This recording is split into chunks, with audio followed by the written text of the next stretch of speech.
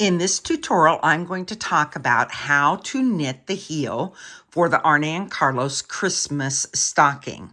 You can see that I have knit the cuff as well as the 80 rows of Fair Isle, and now it's time to work the heel. In the pattern, they talk about working the heel using short rows, and we are going to do the same, except I'm going to show you how to do the short rows with the twin knit stitch and the twin purl stitch. You're going to be working back and forth, so you will be knitting and purling, and so I right now have this on a circular needle, on number 6/16 circular needle. I have markers around that indicated my Fair Isle section. And so I'm going to introduce a 24-inch number 6 needle to use because you'll be working back and forth. That will give me a little more needle to be able to do the back and forth. You're only going to be working with the red yarn, and the instructions say to knit 30 stitches.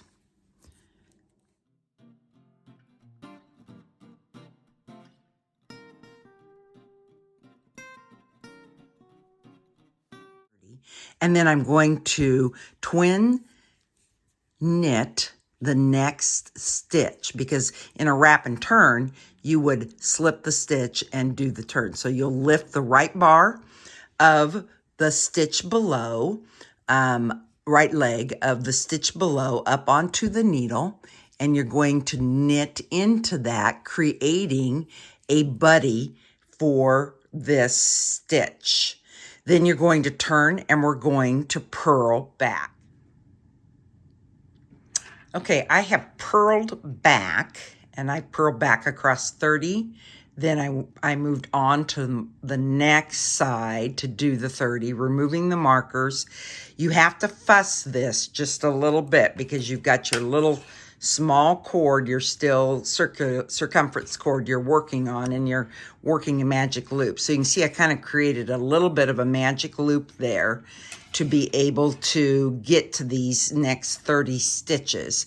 And now I'm going to twin stitch purl. And so you bring your yarn forward, you slip the next stitch to the right needle, you use your left needle to go down into that purl bump, pick up the purl bump, and you're going to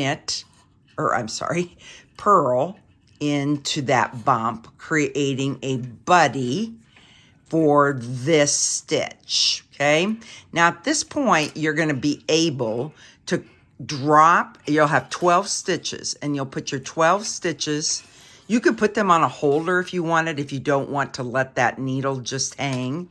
But you can just leave your shorter needle, because you will come back to it when you're doing the foot, and go ahead and make this a flat piece of fabric. So pull that little loop out, and now you've got your heel stitches that are going to be worked here.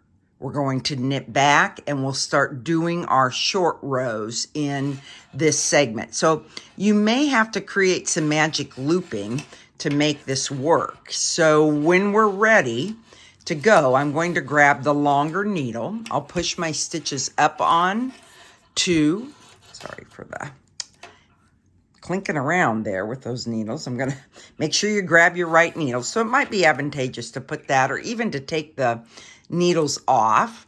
You'll slip the twin stitch purl back to the right hand needle, and now you're going to knit 58, and then we'll do another twin knit stitch. So, all right, I have worked rows 1 through 18 on the heel turn of this Christmas stocking, and I want to talk about some things that I've learned. There are 10 stitches that you will leave, and I just left them on the cord from going around and around on the 16-inch circular. And they never get worked while you're working the heel. And we preserve the color work pattern that's in there. You could put stoppers on the end of these cords. I didn't have any, but I haven't had trouble with it. So they just remain there. And then you're working your heel and you're building your heel. You can see how we're creating kind of that angle up, and this side would look angled down if we could see it where the needles are. But that's what we have done. The other thing I want to point out as we are doing a twinned stitch knit and a twin stitch purl, that when you are twin stitching, you will always have, we'll go close here, you will always have a buddy with the stitch that you have twin stitched. So that's basically saying you have a twin stitch. And then there is a plain stitch in between, and a twin stitch and a plain stitch, and a twin stitch and a plain stitch. And in our other socks that we do that we wear, we don't have this plain stitch in between. So I wanted to point that out. There will be plain stitches at the top that are not twinned purl or knit, that are just kind of, it would be what we would do if we were doing a Kitchener, but we're not doing it. So I have completed row 18 and I am ready. I have worked actually back to row 19 where it says knit 28 stitches. One other thing I want to point out is that I have maintained my beginning of round marker. It's kind of a hassle to keep moving that around as you're building the heel up, but I want to preserve that. So when I get ready to start going around and around for the foot, I kind of am in the same area, and that will match the chart as I work it. So on row 19, it says knit 28. So I would have done a twinned purl here, and then right here, and then I'm knitting 28 stitches across. And so I'm coming along, and this is to be, and then it says, I'm sorry, knit 28, wrap the next stitch. So this actually is a twinned stitch that I need to work. And so when you are encountering them, you will work the twin stitch together. So you will knit it together with the buddy. And then that gets me to my one stitch here, which is where I will start to twin stitch, where I will twin stitch again. So in essence, when it says to knit 28, you actually knit 2, 4, 6, 8, 10, 12, 14, 16, 18, 20, 22, 24, 26, 27, 28. So you knit your 28, and then it would say wrap the next stitch. But you have to get to, you can't wrap it because it is twinned.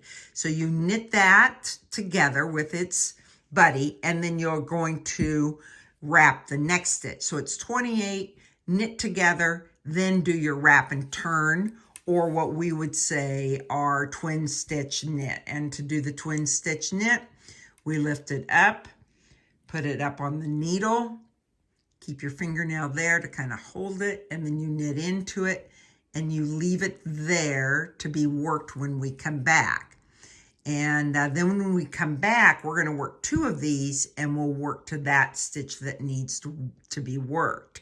So now we're going to turn, and our next instruction for row 20 says to purl 30. So we're going to purl 30, and then we'll come back and look at what we're going to do. Here we are in row 20. I have purled 29, and it says purl 30, and then wrap the next stitch. So you can see that stitch number 30 is a buddy stitch, and then the next stitch is a plain stitch. So when you're purling, You have to purl your buddies together, and so I just kind of pull it down a little bit, make sure I'm catching both of those, the buddy and the stitch, and purl them together. Now I have a plain stitch, and this would be what the pattern says, wrap and turn the next stitch, but I'm just going to move it over like we do, move it over to the right hand needle. I like to use the point of my left hand needle to go down and pick the kind of the bottom or the purl butt up, and I'm going to purl into that, and then I'm going to move that back over, and I've got two purl buddies together, just like I did on the other side where I had two knit buddies together. And now I'm going to turn and I'll knit 32. Here is row 21, knit 32.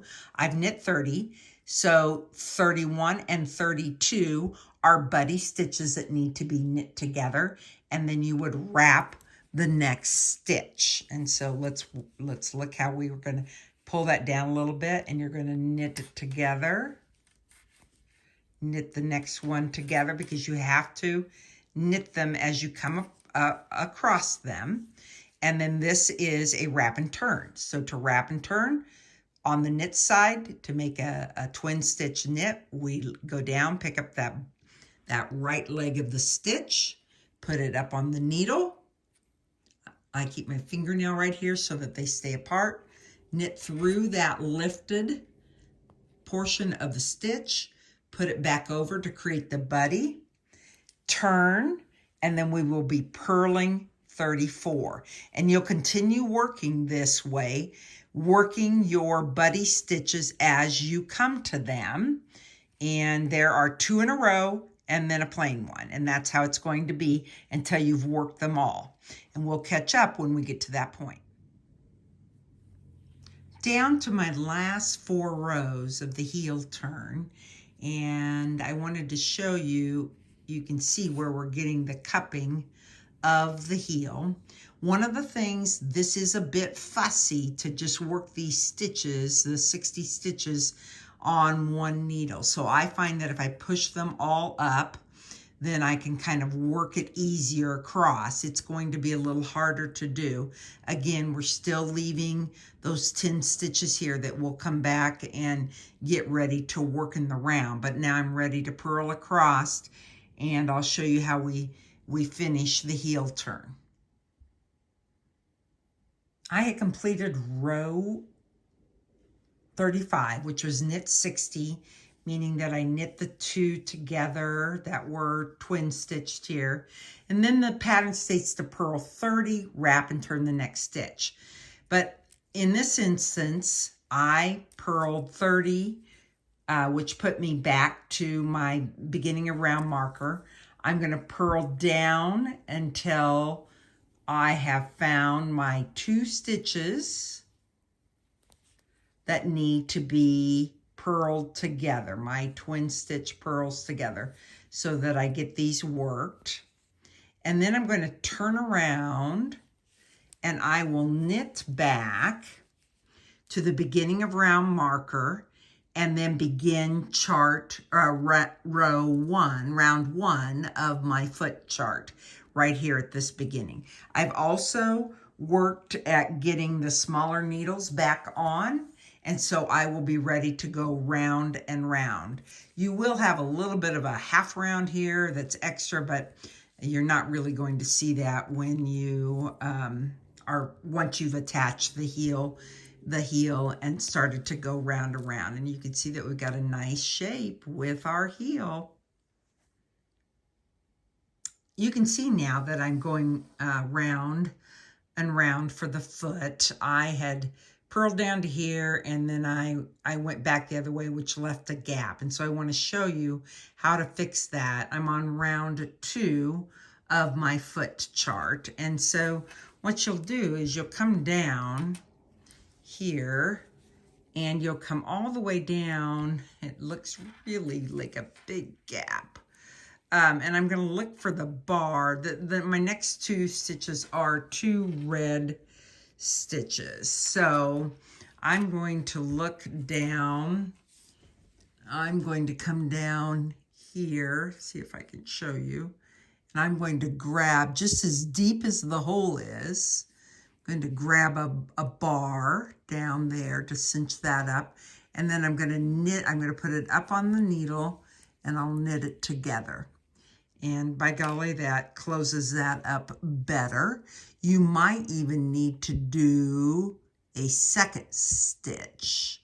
And you just kind of have to poke around to find the bar that would cinch up what you want. You need to go kind of deep as your hole is, to get some yarn to use to tighten it up.